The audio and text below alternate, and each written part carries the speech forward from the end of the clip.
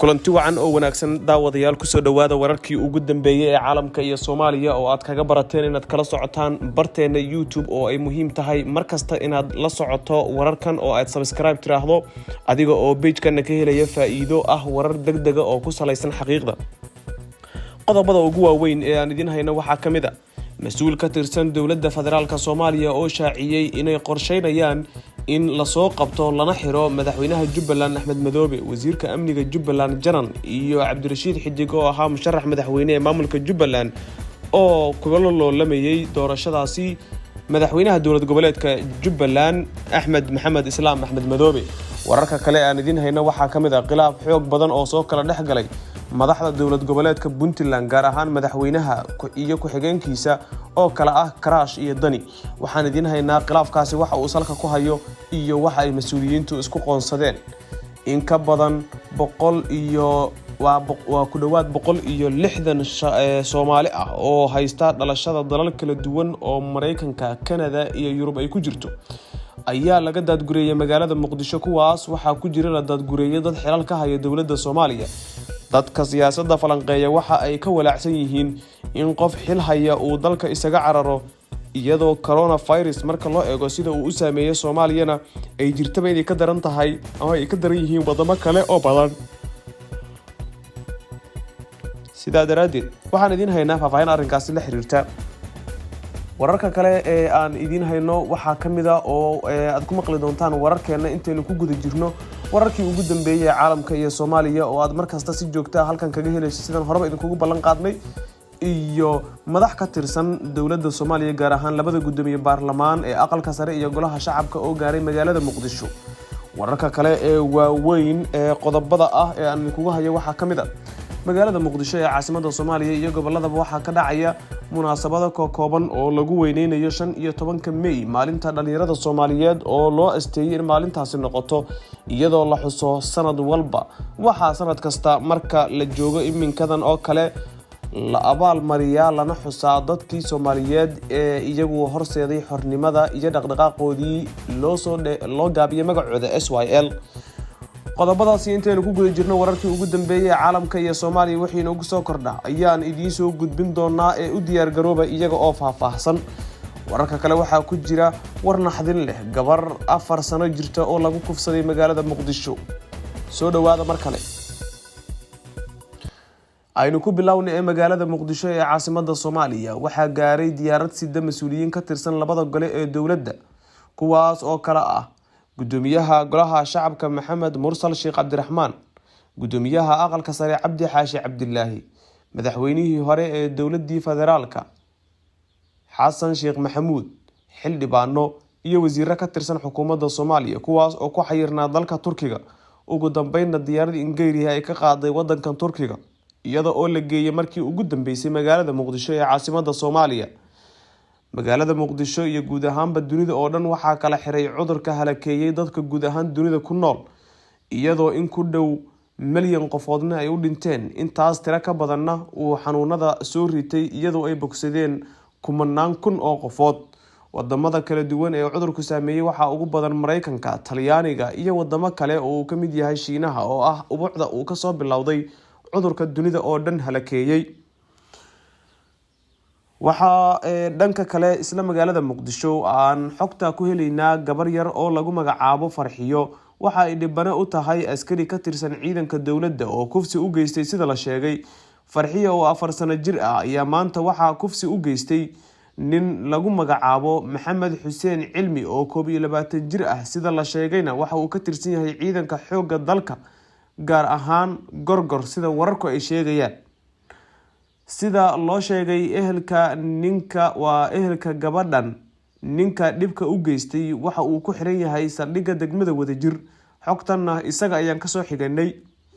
nasiib darro ma ahan dhanka kale in ciidamadii loogu talagalay inay ilaaliyaan badbaadiyaan nafta iyo hantida iyo sharafka ummadda Soomaaliyeed in iyagu ay geysanayaan dhibaatooyin la-ayna kuwaasi oo ay ka mid tahay kufsiga caruurtan. in caruur aad u da'yar la kufsado waxa ay timid kadib markii magaalada Muqdisho ay siyaabo kala duwan falal noocaas oo kala ah ay uga dhaceen. waxaan ku guda jirnaa wararka iyo xogaha aan idinkaga soo gudbinayno magaalooyinka Soomaaliya. dhanka kale haddaynu eegno mas-uul ka tirsan dowladda federaalka Soomaaliya ayaa shaaciyay in la qorsheynayo iminka in la soo qabto madaxweynaha dowlad goboleedka Jubbaland Axmed Maxamed Islaam Axmed Madoobe. madaxweynaha xilkaasi waa ninkii madaxweynenimada u tartamay Cabdirashiid Xidig iyo sidaas oo kale Cabdirasiid Janan oo isaguna ah mas-uul ka tirsan maamulka Jubbaland gaar ahaan wasaaradda amniga oo uu wasiir ka ahaa. wararka aan helayno ayaa waxa ay ku bilaabanayaan gudoomiye ku-xigeenka gobolkaas ahna kusimaha gudoomiyaha Cismaan Nuur Xaaji Macalimu ayaa sheegay inay ku howlan yihiin sida uu yiri in maamulka Jubbaland uu sharciga la tiigsado madaxweynahooda. waa warka sida uu dhigay gudoomiye Macalimu oo gacan sare la leh dowladda federaalka ayaa sheegay in gobolka Gado ay ka suuliyeen qof taageersan maamulka Jubbaland ee uu hogaamiyo madaxweyne Axmed Madoobe, isla markaasna ay qabashada Axmed Madoobe madaxweynaha dowlad goboleedka Jubbaland uga harsan tahay oo kaliya in ay soo xiraan 3 nin oo uu Axmed ku jiro. waxa ay kala yihiin 3daas nin Cabdirasiid Janan wasiirka amniga Jubbaland, Cabdirashiid Xidig nin u tartamay xilka madaxweynenimo ee Jubbaland marna sheegay inuu yahay madaxweynaha laakiin mar dambe la heshiiyay Axmed Madoobe, iyo madaxweynaha maamulkaasi Axmed Maxamed Islaam Axmed Madoobe. 3daas in la soo xiro ayay ku sheegeen warka. gudoomiye ku-xigeenka gobolka Gado Cismaan Nuur oo la hadlay idaacadda magaalada Muqdisho ku taala ayaa waxa uu sheegay in ay qorsheynayaan in si caadi ah inta howlgal ay sameeyaan lagu soo qabto madaxweynaha Jubbaland. waa sida uu warka u dhigay. qofka maanta Axmed Madoobe taageersan gobolka Gado iska daayay Jubbaland kuma noolaan karto, inuu ku noolaadana sooma mari karto.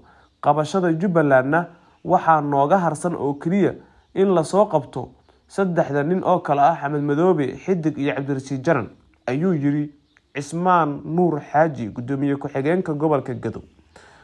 16 bishii Abriil 2020 ayay ahayd markii Axmed Madoobe iyo xubnaha isbedel doonka Jubbaland oo uu ku jiro Cabdirashiid Xidig ay heshiis ku kala saxiixdeen magaalada Nairobi ee dalka Kenya.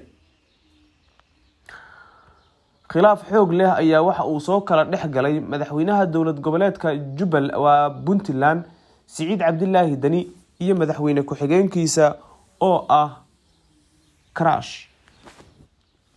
warqad ka soo baxday xafiiska madaxweyne ku-xigeenka dowlad goboleedka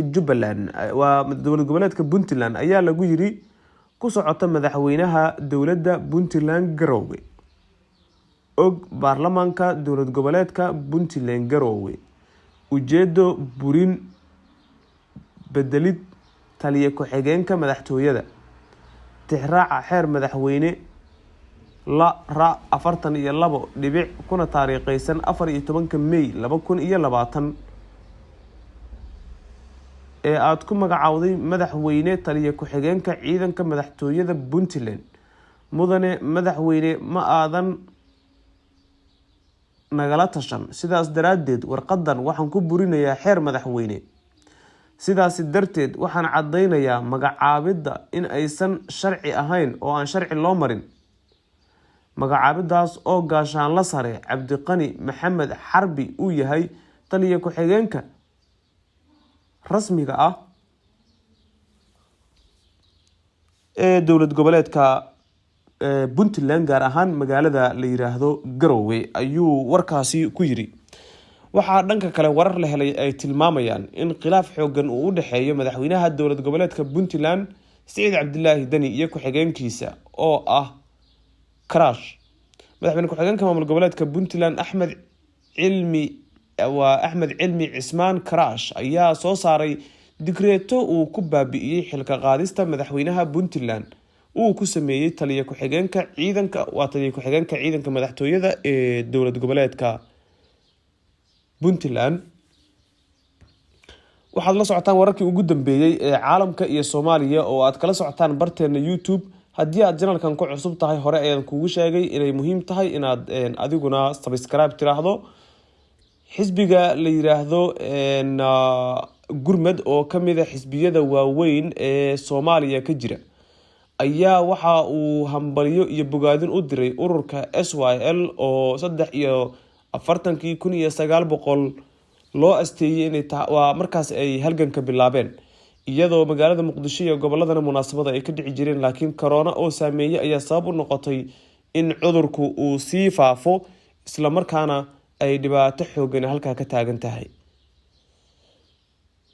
dhanka kale haddaan eegno isla wararkaasi waxaa ku jira fatahaadii loo itaal waayay ee magaalada Beledweyne ayaa waxaa lagu soo waramayaa in khasaare horle ay ku soo biirtay oo ay ka mid tahay in magaalada la yiraahdo Jalalaqsi oo ah degmo aad u weyn deegaano hoos yimaada iminka lagu soo waramayo in uu wabigu ku fatahay halkaasna ay ka dhalatay khasaare maaliyadeed oo aad u xoog badan inkastoo aysan nafi waxba gaarin haddana dhanka kale waxaa lagu soo waramayaa in ay khasaare hantiyadeed halka ka jirto. bamgacmeed ayaa sidoo kale lagu weeraray saldhig ku yaala xaafadda Garsoor ee magaalada Gaalkacyo dhanka dowlad goboleedka Galmudug. ma jirin wax khasaare ah oo ka dhashay bamgacmeedka lagu tuuray saldhigaas sida ay inoo xaqiijiyeen dad goobjoogayaal oo ku sugan halka waxyeeladu ay ka dhacday. wararkii ugu dambeeyay ee caalamka iyo Soomaaliya ayaan intaas ku soo gabagabeynayaa warkan haddii aad ka heshay si share garee oo saaxiibadaada la wadaag la garay page-kana si wanaagsan ugu soo bir YouTube-ka na gaarsiinan 100,000 oo subscribe helno adiga ay kugu xiran tahay mahadsanid.